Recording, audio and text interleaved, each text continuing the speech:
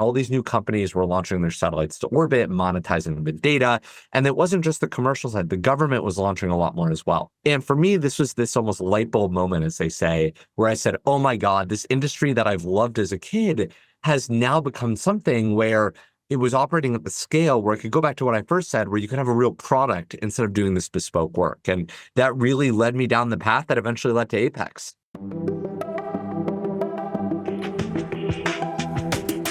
Hey everyone, and thanks for listening today to another episode of DIB Innovators. Today I'm speaking with Ian Cinnamon, Chief Executive Officer and co-founder at Apex. Ian, thanks for chatting with me today. It's great to be here. Thanks for having me. So excited. So I've been looking forward to this one. Me too. You have an awesome background. So if you could just share with the listeners out there, how did you find yourself in a space company and the journey that you got there? Because it's pretty cool.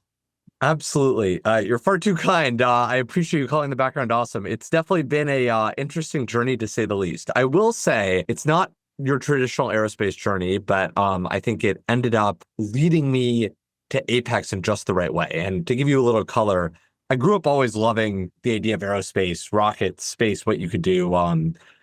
Grew up here in the Los Angeles area and was very fortunate to be able to spend a lot of weekends out in the middle of nowhere, California, launching rockets in the middle of the desert. And this is like in middle school and high school, right? So it was a bunch of experimenting, hobby rockets, things like that. I ended up going off to undergrad, and one of my first instincts was to go study aeroastro. But I shied away from it for a whole bunch of reasons. But one of the things that really drew me in was this idea of what Silicon Valley was really kind of fostering back in, call it 2009, 2010, 2011, around those days. And that was the idea of how do you build a real product that the engineering team can focus on, and then you repeat it to a whole bunch of different customers. And for me, the most obvious area to do that in was software, right? That's where Silicon Valley got a lot of their oomph from back in those days. So I ended up after college moving out to San Francisco in the Bay Area, lived out there for almost a decade, and really spent most of my career on the software side of things. But there was always a part of me that loved the idea of building software that did not just touch kind of the commercial markets or the mass audience, but was something that served the needs both of the government side, both US government and allied nations, as well as those commercial entities. So that led me almost a decade ago now to founding a company called Synapse, which was doing AI and computer vision for different dual use applications. So dual use being a combination of the commercial side as well as the government side. And as part of the journey on that company, had the opportunity to build these AI algorithms for a variety of applications, including downstream satellite data. And I remember when we first started looking at this downstream satellite data in about 2015 or so, frankly, there were not that many opportunities to get to orbit, and there were not that many companies launching satellites into space, right? It was kind of few and far between, a lot of government work. And we did a little bit of that. And long story short, in 2020, I sold that company, Synapse, to Palantir. And at Palantir, they had us really double down on downstream satellite data. But there was a massive change from 2015 and 2020. And in that timeframe, SpaceX had really become kind of the reliable launch provider, where they were able to get satellites up, at that point on about a near monthly or biweekly basis. The cost to get your satellite to orbit had come way down. And the result of that was all these new business cases started to make sense. And all these new companies were launching their satellites to orbit, monetizing the data. And it wasn't just the commercial side, the government was launching a lot more as well. And for me, this was this almost light bulb moment, as they say, where I said, oh my God, this industry that I've loved as a kid has now become something where it was operating at the scale where it could go back to what I first said, where you could have a real product instead of doing this bespoke work. And that really led me down the path that eventually led to Apex. That is awesome. So you were doing AI before AI was cool, huh? I sometimes joke that I did AI about a decade too early, because if I was out fundraising right now for that idea, you don't even need a real company. Just go raise $1 billion. No, I'm kidding. Right. Don't do that. I'm a big believer in a real business. Yeah, you would not have needed to sell the Palantir at that point. Exactly. Well, that is awesome. And yeah, what a change it has been in the space industry. I mean, just a rapid scaling. It really has been. And frankly, the thing that I think gets me the most excited is because of that scaling and the reduction of basically the bottleneck to get to orbit, there's all of these new business cases that now make sense. And I mean that not just purely the business side on the commercial side, but also on the government side, where these government entities can now say, you know what? Maybe it doesn't make sense to wait a decade to launch something to orbit. How do we get something much faster? And the commercial side is saying, I can go monetize that much quicker. And it almost creates this amazing flywheel where it keeps going faster and faster as more and more innovations hit the market. Yeah, and you're not tied down by these giant primes that, the primes are great, but they work exactly like their customer. That is true. Now, I will say a lot of our business model, like what we say is we want to help enable the primes to move faster. So our whole strategy here is we really believe that the satellite bus is kind of the highest level of the space platform that can be productized. And as such, right, we don't build the payloads. We don't usually go prime opportunities ourselves. Our entire business model is baked around this idea of we want to go enable the primes who understand system integration, tying different payloads together.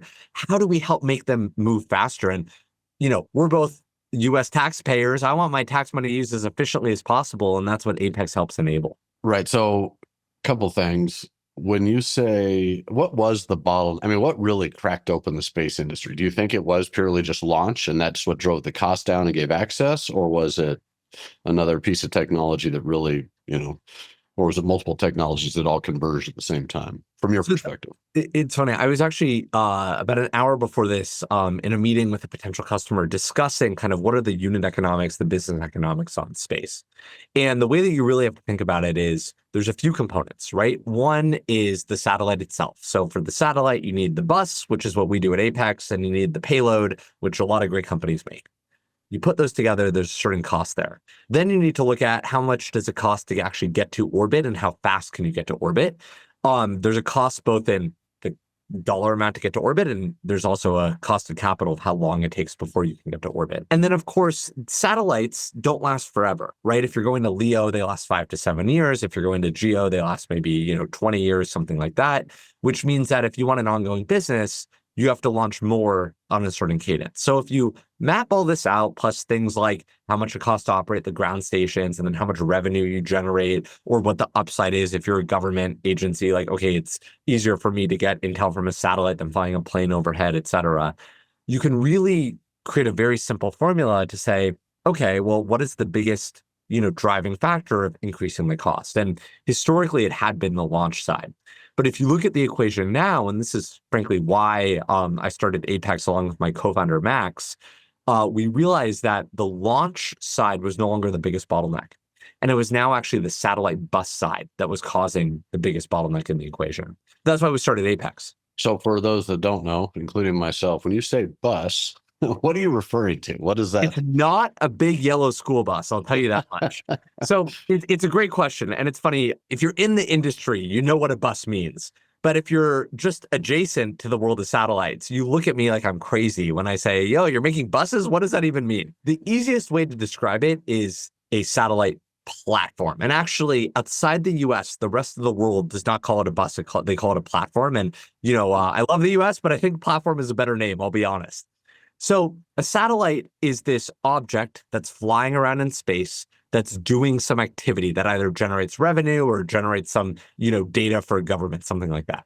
And the part of the satellite that is operating kind of the core business, that's called the payload, right? So the payload is doing things like snapping pictures, or it's an antenna that's like transmitting data, whatever it may be. Everything else on the satellite is the bus.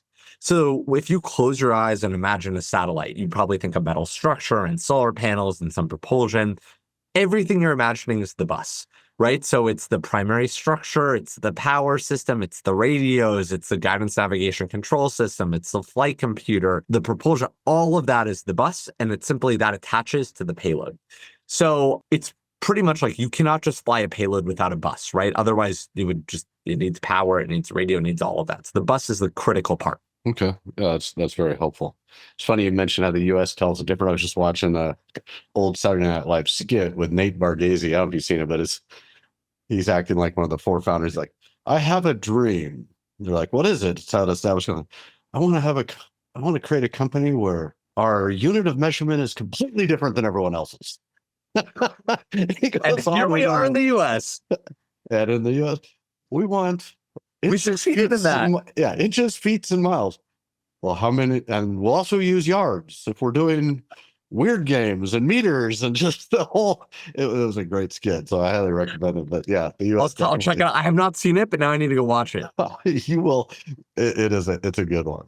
Well, that's cool. So first of all, I'm looking behind you. That looks like a fantastic backdrop, and it's probably not fake. So tell me a little bit about your facility. I know you have a new one, so tell us about it and the exciting things that you're going to be able to do there. Yes, so we are sitting right now in what we call Factory 1.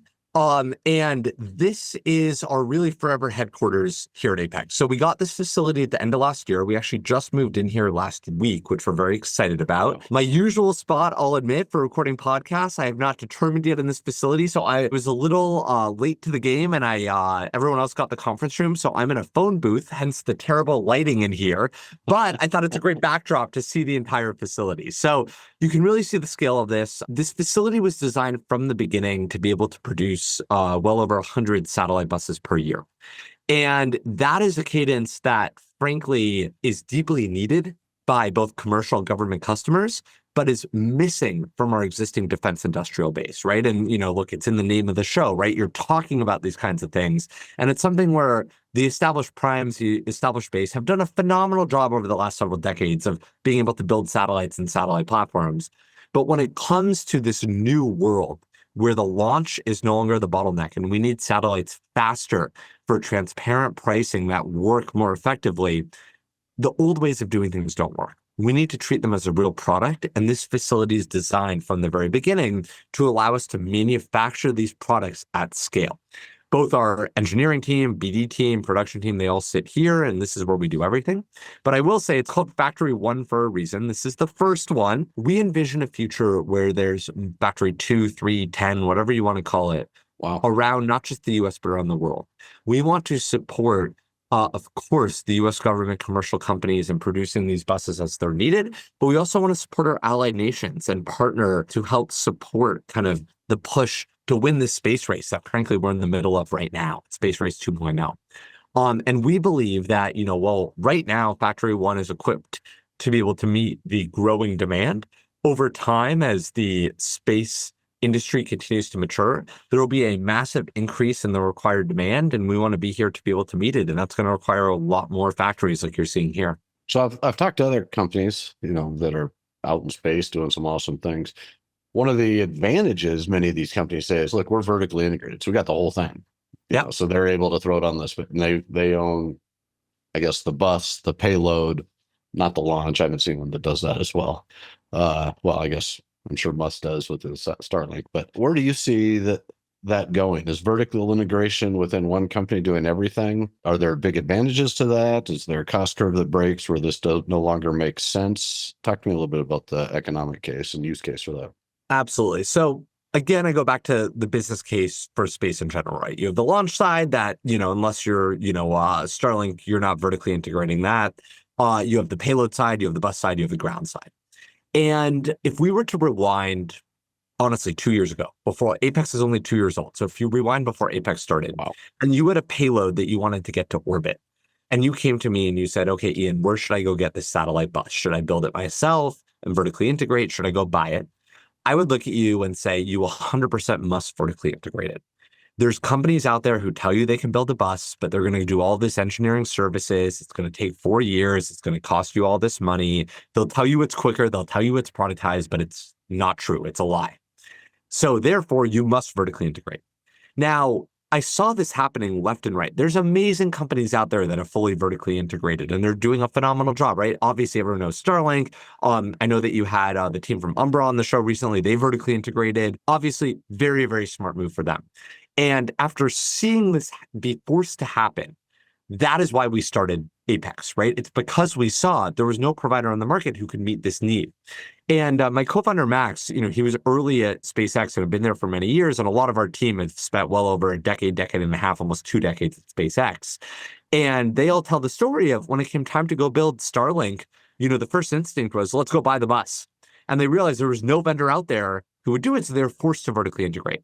And after seeing this happen for years of basically these companies being forced to vertically integrate because there was no good satellite bus vendor, that's why Max and I came together and we said, we are going to start Apex to solve that problem and make it so you don't need to vertically integrate. So I would say, again, before Apex, yes, vertical integration, you had to do it. The goal of Apex, if you think about a simple metric to define whether or not we're successful, would be, are companies able to use the Apex satellite bus platform instead of vertically integrating and have their business case be stronger? That is the question. And so far what we've seen is the answer is a resounding yes, with the very strong customer demand that we're seeing. It's funny, we started producing these satellite buses, the first ones in orbit, and we started making more of them. We projected out demand and said, okay, great, we're going to go build, this number this year. And we quickly sold out, right? So now we're already selling out well into next year and the year after, which is great, but it means that, the business model is resonating with people, right? And that's what let us be able to enable this $95 million Series B we just raised. The business model really does resonate. So what I would say is, again, vertical integration before Apex, you had to do it. Now, with Apex in the picture, come talk to us first. And if you still feel like you need to do it, let me know why, because clearly Apex is missing something. Man, what a great disruption. That is very cool. A little bit contrarian, because most people are all vertical integration all the way. And I respect that. But my job here at Apex and our company's job is to give you another option and to make it easier for you to be able to get your satellites, your products up in orbit. Is the bus, does it need to be, custom to each payload? Do you find that you're making custom buses, or is this it's almost like the Apple charger that everyone, people are going to use it, or the, micro charger? How do you guys see yourself with that? And is there a demand signal for customization? So if I were to tell you that we could build one satellite bus that would work for everybody, I would be lying. And you should just end this podcast interview right now and say, I don't want liars on my show. That's totally false. It is impossible to build a one-size-fits-all satellite bus. And the reason is the limitations of physics. There's always trade-offs when you have a physical object. And if you want it to be larger, then it can't be as agile. If you want it to have more power, it has big solar arrays, so it's harder to have precision pointing, things like that. There's always trade-offs. That's a fundamental rule of physics. That's just how it works. That being said, if we respond to that by saying we'll go customize the satellite bus, for you and for that person and that person, the reality is we are no longer a product company and we become an engineering services company. And that defeats the purpose of Apex. So we have found what we believe is kind of the secret sauce that lets us do what we do. And we actually mimic automotive manufacturing and the automotive industry. And the way that we think about it is we have a certain number of satellite bus product models. So the analogy there would be, let's say, me and you both drive Toyota Corollas and we go to the Toyota dealership and, you can get a Camry, you can get a Corolla. Those are two different models, right? That in our mind, we name all our satellite buses after dogs. So that's like Aries, my dog, Nova, Max's dog, we have different models. But let's say both me and you go to the dealership and we both say, we're going to go pick out a Toyota Corolla. I guarantee you we drive off the lot with two different cars. Maybe we get different colors. Maybe, you get a different engine, you get the sunroof, you get Sirius XM radio. I'm the startup founder, so I get the base model, the cheapest one on the lot. That car was designed once. It was made on the same manufacturing line, but at the point of manufacturing, the technicians installed different configuration packages in order to configure it for your needs versus my needs. So we think about satellite buses the exact same way, where we're going to go ahead and have separate models, Aries, Nova, Comet, and for each of those have configuration packages, high, medium, low power, different radio options, etc., such that people can configure the satellite bus they need that's perfect for their mission. Maybe they need the lower cost offering. Maybe they need the more precision GNC offering. They can go on our website and configure it. And what I would say is so cool is you can actually go on our website, just like buying a new laptop or buying a Tesla or whatever it may be, and configure how you want your satellite bus to be and see the price in real time. Well, that's fantastic. So you've got your buses, they go up. I'm just curious because I've talked to a couple of companies that are in this space. How do you look at sustainability of this? So for refueling, are you integrating the, future a lot of adjacent, I'd say groups are doing capabilities to help satellites. Are you integrating with pieces like refueling so that you can extend the life and really help the business case even more? The way that we see it is something like whether you want a refueling port on your satellite, that's really more of a customer decision on the business case. So we have that ability with our propulsion systems to allow that to be a configuration package. Like you could think back to my car analogy. Are you getting the plug-in hybrid? Are you getting the electric vehicle? Or are you getting the gas engine? And I will say, though, what I found so interesting is many customers that we are seeing, if you're going into low Earth orbit, their preference seems to be around the idea of almost more what they call attritable systems, meaning launch a lot more of them, let them demise, and then, have them be lower cost, and then put more up. And the reason for it is if you have, let's say, a constellation of low Earth orbit satellites taking photos of the Earth, those satellites might last 5 years, right? And let's say you need a constellation of 20 of them. Effectively, if you do the math, you're launching 4 a year every year, and you'll have a steady state of 20. If you're extending their life, that's great, they'll last longer. But if you're not extending their life and you're letting them demise after 5 years, you continuously are replenishing them, meaning the payload, the camera you're putting on there improves. So every year you're getting a higher quality photo that you could sell for more money. I mean, think about like I have an iPhone. If you have an iPhone as well, think about the camera on your iPhone 5 years ago versus today, right? 5 years ago it was terrible. Today it's like a DSLR camera. So you think about that evolution, and if you apply it to satellites, right? Well, of course you want the newer camera on there if you're selling that data. So you want to basically have it be something where it's replenished. Now, in geostationary orbit, that's a whole different orbital regime. I think refueling, we've seen a lot more demand for customers on that front. But low Earth orbit tends to be where most of the money in the industry is today. Yeah, there is a quick cycle of technology change that matter. And by the way, my iPhone camera is worse than 5 years ago because I drop it always within 5 minutes of getting it, and it breaks. Hey, at least you're consistent. Yeah, well, but I do need to replenish it. So I guess that's fair. That's fair. See, the model works. Yeah, that's right. It does. Okay, so in building this, so I come to you and I go, hey, I need to build. This is I may not even need to tell you, but I want, I need lower power. I need this capability set.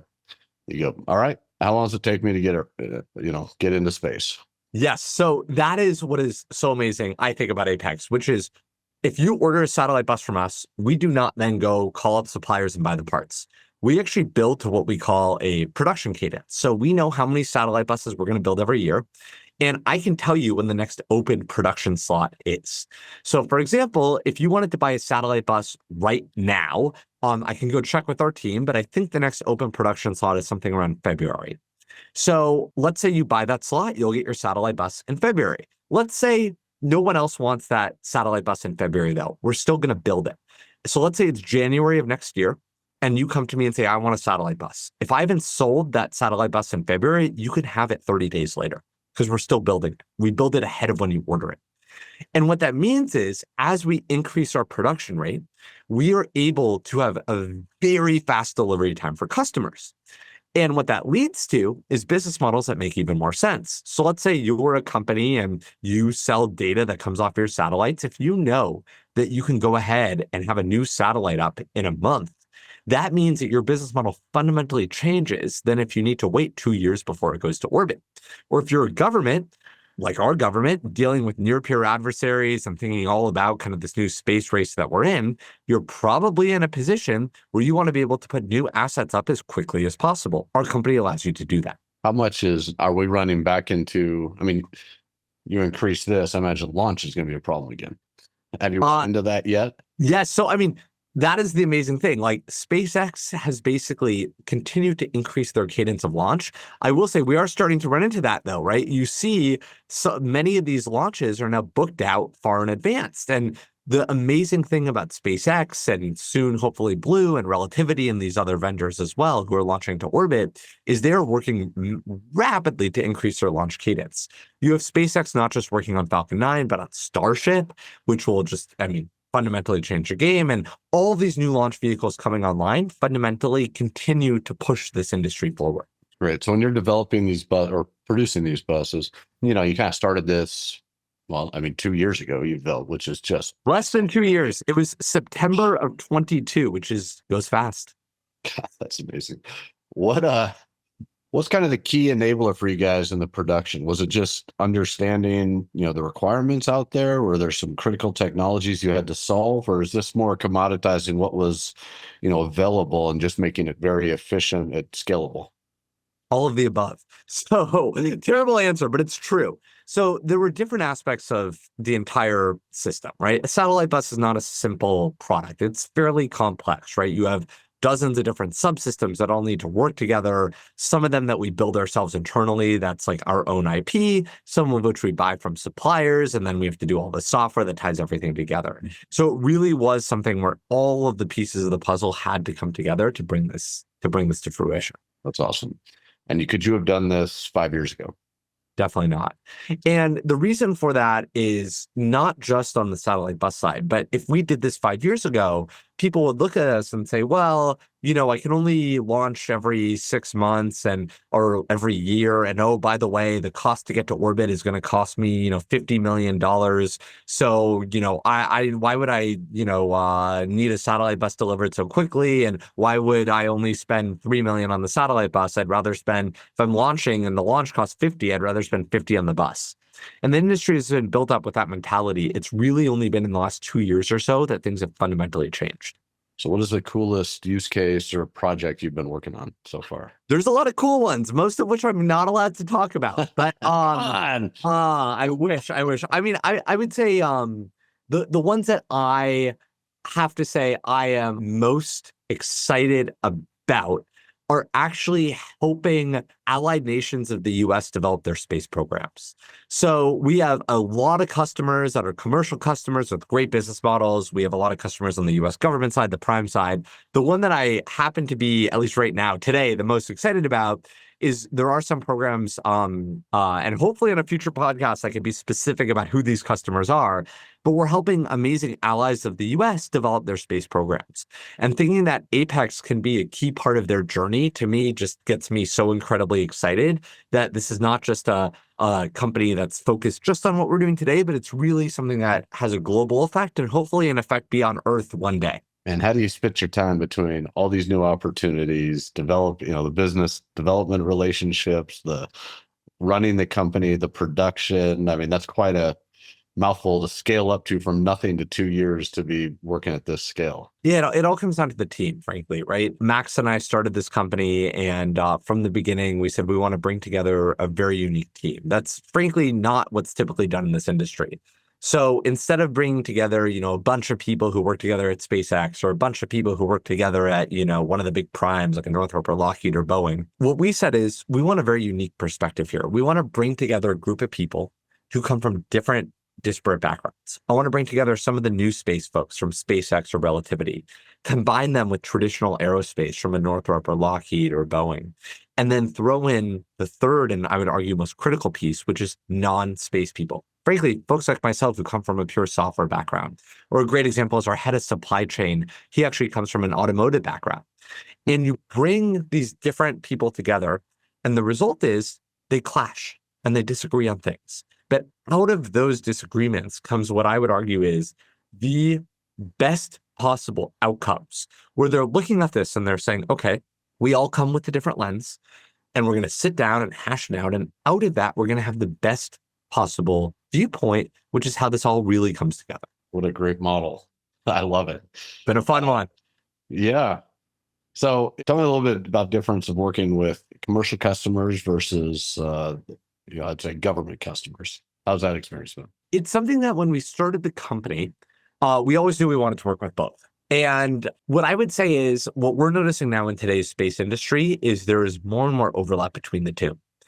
And that to me is something that's very exciting as somebody who has worked extensively on the US government side, and most of my team here has as well, seeing kind of that mesh between the two. We're noticing there's customers of ours that are pure commercial companies that are providing their data to the government and to commercial counterparts. So seeing the fact that there's so much overlap in kind of the use and the technology here, to me, shows that the industry is growing and moving forward. And I think that's probably the most prevalent thing, which is like there's more overlap than people realize, and it's not a crystal clear divide. And that's a good thing for the industry. Absolutely. Are you seeing, oftentimes working with the government, different sectors, obviously, I've seen difference, but, I'd say like the compliance mandates and just the red tape of paperwork, I imagine is different with you guys, commercial versus government. Are you seeing that has that been a challenge that you needed to overcome, or actually in space because it's, changing so fast that it's becoming more adaptable to what you guys are doing? I wish it was changing so fast it was super adaptable to what we're doing. But fundamentally, right, whether it's commercial companies who have certain high quality standards, which of course they should have, or government entities that have certain requirements for doing business, a lot of standards need to be followed. And what I will say is from the very beginning, we knew we were going to face that. So we tried to be really smart about everything that we've done, from building on the right stack where we wouldn't have to migrate over later, to the right cybersecurity policies in place, to, hiring a team that kind of understands that environment, to, the right certification standards and everything up in there. What I will say though is as we evolve as a company, you can't start and do everything at once. So as we evolve as a company, there's a lot more that we need to keep doing as we grow over time. And it's not something I believe that's ever static. It's something that's really continuous that the company always needs to have their eye on. Are you finding competitors in this space growing? I mean, everyone sees an opportunity. They see someone successful. They come after it. Or are you leading this charge, or are there other folks that are direct competitors? So satellite buses are nothing new, right? They've fundamentally been a piece of the equation since the beginning of the space era, 5-6 decades ago, right? Like they're not a new concept. And here's what I find so interesting. The idea of a standardized, productized satellite bus is also not new. People have talked about that for 50, 60 years. Nobody's done it though. And a lot of people claim they've done it, but then you ask them, okay, great. Can I go buy your next off the shelf one? And they say, we don't do off the shelf. We got to customize it for you. And you're like, well, then you're lying. It's not a real product. Or you just look at the cost and you look how expensive it is. And if they're a public company, you look at their margins and you say, well, those margins don't add up. It's not a real product. So what I would say is we absolutely have competitors, but it's competitors for the end customers, which is someone needs a satellite bus. When you say, is anybody else building a true productized commercial off-the-shelf satellite bus platform? I'm sure people are working on it. I'm sure there's some, smaller companies or startups thinking about this too, but we have not seen anybody really offer what we're offering on the market. I'm a category king. I love it. Own it. For now, I love competition. So I say, bring it on. Let's, I'd love to see what crazy ideas people have. Well, Makes us stronger. When the U.S. changes it from calling it a bus to an apex, that's when you know you own it. Exactly. We'll turn from the noun to the verb or something. That's right. That's the power move. Recoin it so that just now, which apex? I'm going to give you credit for that. I love that. I love that. Yeah, just rebrand it and run with it. That'd be awesome. That is the key move. Yeah, let me know how that goes. I will.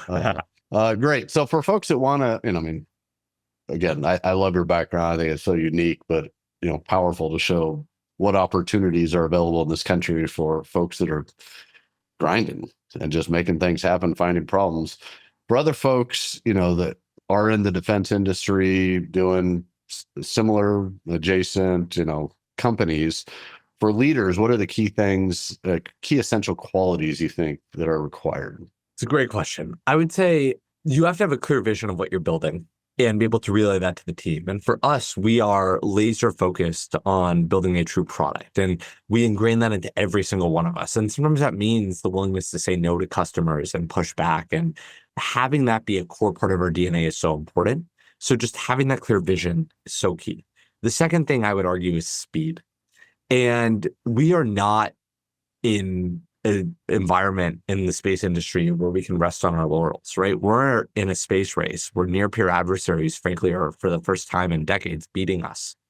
We need to get up, we need to move, we need to fight. It is no time to be complacent.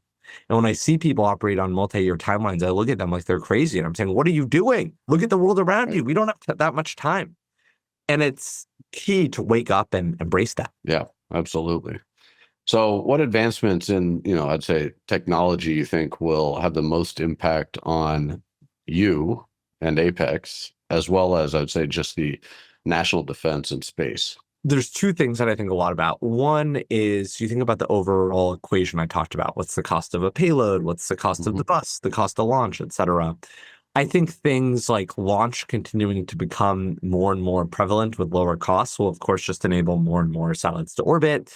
I think as electronics manufacturing becomes more streamlined, payloads will be able to be produced faster and cheaper, which leads to increased demand for buses. So I think all of that is very, very important from the lens of like, well, how does this equation kind of increase and kind of lead to a lot more demand for what Apex is doing.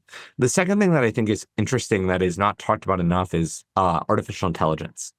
And a lot of the data that's coming off these satellites that is so valuable for anything from hedge funds to governments is imagery. And this is kind of my background and what I did before. It's, imagery, sensing data, et cetera. Being able to process that and not have humans actually look through everything and automate a lot of components of that, I think will lead to all new use cases and a lot more satellites going up to orbit. Yeah, that's interesting. I mean, AI is definitely, will that affect your, do you think AI from a manufacturing side, how is that impacting? At the volume of several hundred satellite buses per year, that is not a volume where you need robots or automation or AI to go do things for you. That's a volume where it is more cost effective and higher quality to use humans to do it. So that is our mentality. So we always run the trade. We're excited about new technologies, but we don't have this shiny ball syndrome where somebody says, oh, AI could do this. And we're like, great, let's go do it. We're like, no, show us the math of how it adds up. Right. That's awesome. Well, cool. Well, unfortunately, Ian, we're going to have to cut this one short, but man, this has been an absolute blast. I love your energy and I love what you guys are doing. Your laser vision on, how to disrupt this market and just really empower our country, our national security is fantastic. So I want to thank you for that because what a difference. I appreciate the kind words. And, if you ever want your own satellite, DavidSat on orbit, go on our website, put the corporate card in and, go and order one. I'll go order DavidSat and I'll use the Apex bus. Now we're talking. I'll use the Apex. That's awesome. Well, folks want to watch, get a hold of you or buy a bus. How would they do that?